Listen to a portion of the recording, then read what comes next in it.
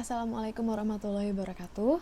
Perkenalkan, nama saya Nur Aini Salamah, mahasiswi Universitas Matlaul Anwar, Banten, program studi ilmu hukum, dan kali ini saya akan memaparkan hasil tugas karya ilmiah yang telah saya buat yang diberi judul Asimilasi di Tengah Pandemi.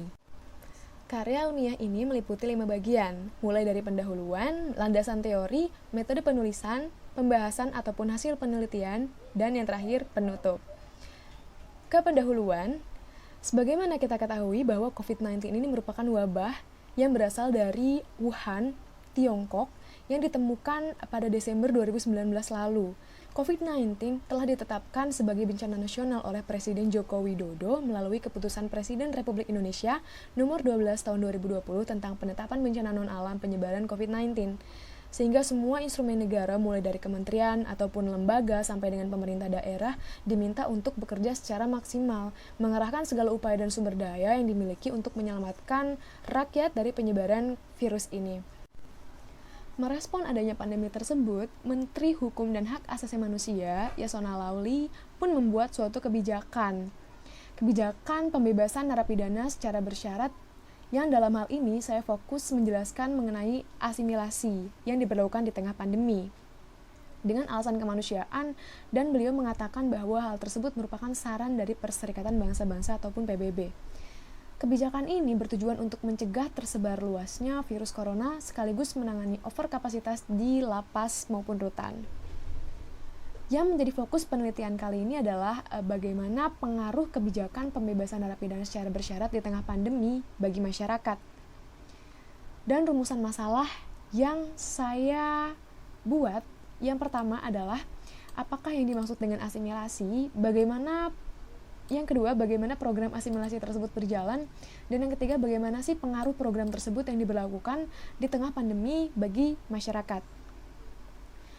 Kemudian tujuan penulisan ini adalah untuk memahami apa yang dimaksud dengan asimilasi, mengetahui bagaimana proses ketika seorang narapidana dan anak menjalani program asimilasi, dan mendapatkan informasi bagaimana pengaruh program tersebut bagi masyarakat di tengah pandemi. Kemudian manfaat penulisan ini, yang pertama menambah pengetahuan pembaca tentang apa yang dimaksud asimilasi, yang kedua menambah kepercayaan pembaca terhadap proses pembinaan narapidana di dalam lapas maupun rutan, dan yang ketiga membantu mengingatkan masyarakat untuk senantiasa memberikan dukungan kepada pemerintah dalam setiap pengambilan sebuah kebijakan yang berdampak positif. Kemudian di bagian kedua ada landasan teori, di mana pada dasarnya asimilasi berasal dari bahasa Latin yakni assimilare, yang memiliki arti menjadi sama. Kemudian, pada Kamus Besar Bahasa Indonesia adalah penyesuaian peleburan sifat asli yang dimiliki dengan sifat lingkungan sekitar. Dan asimilasi ini diberikan untuk narapidana yang melakukan tindak pidana selain tindak pidana terorisme, narkotika dan psikotropika, korupsi, kejahatan internasional, dan tidak bisa diberikan kepada warga negara asing. Surjono Sukanto pun menginterpretasikan asimilasi sebagai suatu proses sosial yang ditandai dengan adanya usaha-usaha mengurangi perbedaan-perbedaan yang terdapat antara orang perorangan atau kelompok-kelompok manusia, dan juga meliputi usaha-usaha untuk mempertinggi kesatuan tindak, sikap, dan proses-proses mental dengan memperhatikan kepentingan-kepentingan, tujuan-tujuan bersama. Apabila seseorang mendapatkan asimilasi ke dalam suatu kelompok masyarakat, maka dia tidak lagi membedakan dirinya dengan kelompok masyarakat tersebut. Dengan dikeluarkannya Permenkumham nomor 10 tahun 2020 tentang syarat pemberian asimilasi dan hak integrasi bagi narapidana dan anak dalam rangka pencegahan dan penanggulangan penyebaran COVID-19, Kemenkumham nomor M.HH strip 19.PK.01.04.04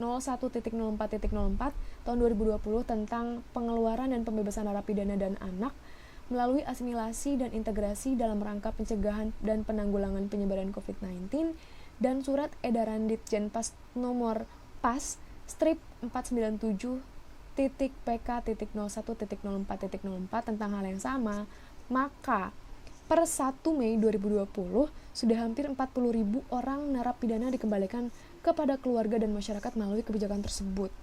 Wow. Pro dan kontra pun turut hadir dari berbagai kalangan terkait dengan kebijakan ini.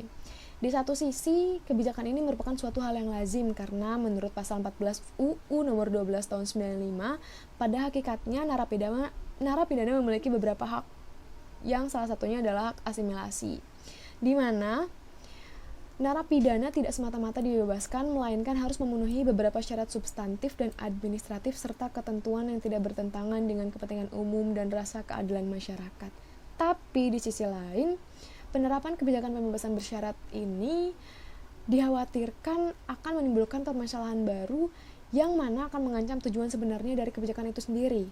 Dalam hal tersebut dikarenakan kondisi ekonomi yang saat ini sedang berantakan di tengah pandemi, sehingga menjadikan potensi kriminologinya besar sekali.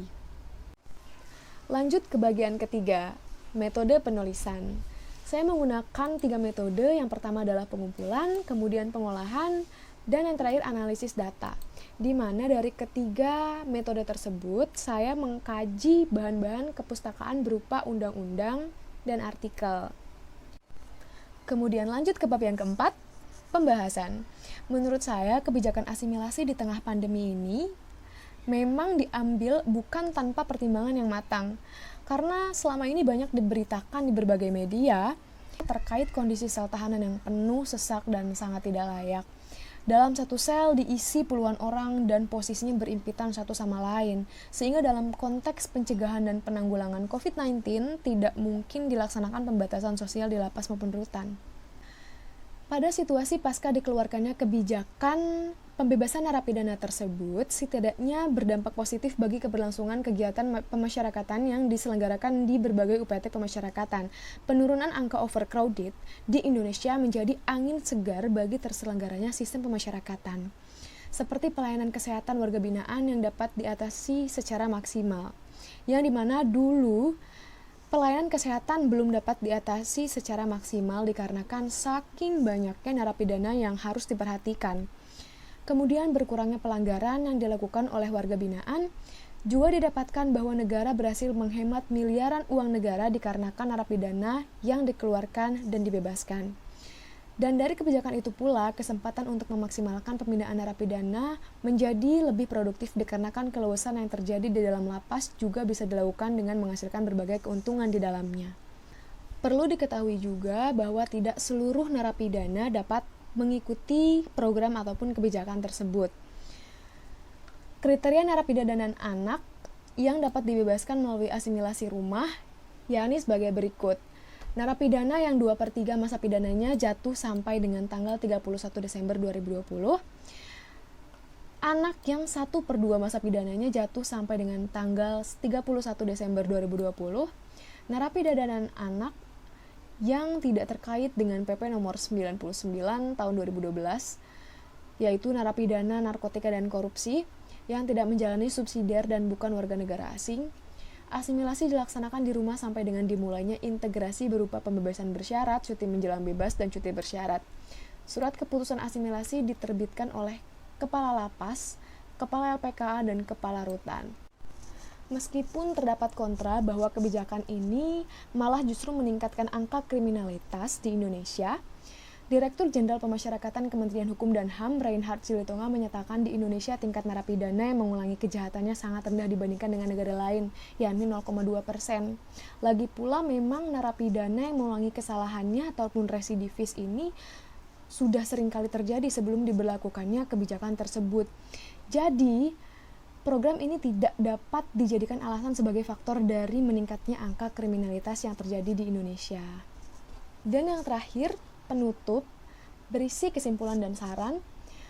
Berdasarkan uraian di atas, dapat disimpulkan bahwa dikeluarkannya kebijakan pemerintah berupa kebijakan oleh Menteri Hukum dan HAM berupa keputusan Menteri Hukum dan HAM nomor M.HH19.PK.01.04.04 tahun 2020 dan juga Permenkumham nomor 10 tahun 2020 merupakan suatu hal yang tepat dan memperoleh dampak positif bagi keberlangsungan sistem pemasyarakatan. Yang kedua, dari pengurangan narapidana di dalam lapas melalui asimilasi untuk mencegah COVID-19 bagi narapidana berhasil menurunkan angka overcrowded di lapas maupun rutan, penghematan uang negara dalam jumlah yang cukup besar, dan peningkatan produktivitas narapidana di lembaga pemasyarakatan. Kemudian, untuk sarannya, Narapidana yang mendapatkan asimilasi ini seharusnya disosialisasikan kepada masyarakat, sehingga masyarakat dapat mengerti apa yang dimaksud asimilasi. Dan pada umumnya masyarakat ini tidak mau menerima kehadiran mantan narapidana kembali ke lingkungan masyarakat, disebabkan oleh beberapa faktor, di antaranya kurangnya kesadaran masyarakat, dan masyarakat yang masih diliputi rasa curiga bahwa narapidana tersebut akan mengulangi perbuatannya. Baik, itu tadi saja penjelasan dari saya, paparan karya ilmiah yang berjudul Asimilasi di Tengah Pandemi. Kurang lebihnya mohon maaf. Wabillahi taufiq wal hidayah. Wassalamualaikum warahmatullahi wabarakatuh.